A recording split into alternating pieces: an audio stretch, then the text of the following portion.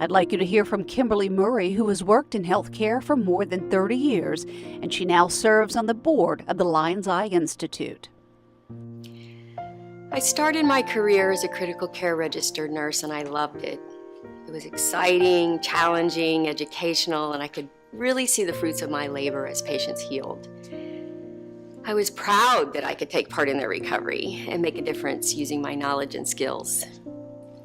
Of course, not all patients healed or could be healed due to the complications of their situation.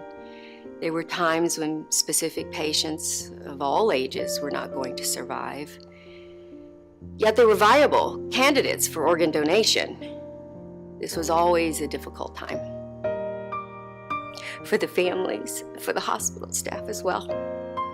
I remember how caring and kind the staff from Lions and other transplant organizations were with the families as they approached them to request if they could give this unimaginable gift.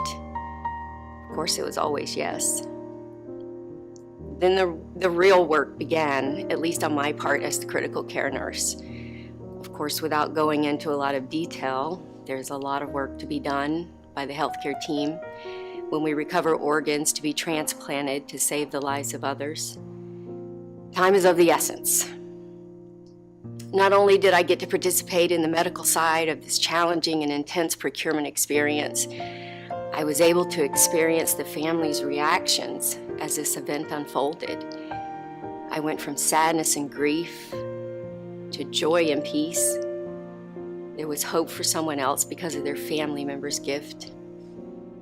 When I was approached 25 years later to be on the board of Lions, I jumped at the chance. I wanted to support this organization in any way possible because I know firsthand the work we do and how it directly impacts people's lives. For every recipient, there has to be a donor. For every tragedy, some good can come. Katie's story is shared through the loving eyes of her mother, Erin. The decision to donate was easy. I know in my heart it's what Katie would have wanted. She was such a kind, caring, and compassionate young lady. She always wanted to help others. Katie's brother and sister were her world. She loved 70s music and animals, but she didn't like school, homework, or reading. I remember a time when my mom gave Katie money for doing well on her spelling words. She saved money to take me out to Sonic. Katie was 8 years old when she passed away. At her funeral, 250 people came. They brought things to put in her coffin. My dad put a jar full of pennies. I'm not as strong as Katie was, but everything happens for a reason. Katie has forever changed lives. Katie will never be gone. She will always be with us in our hearts.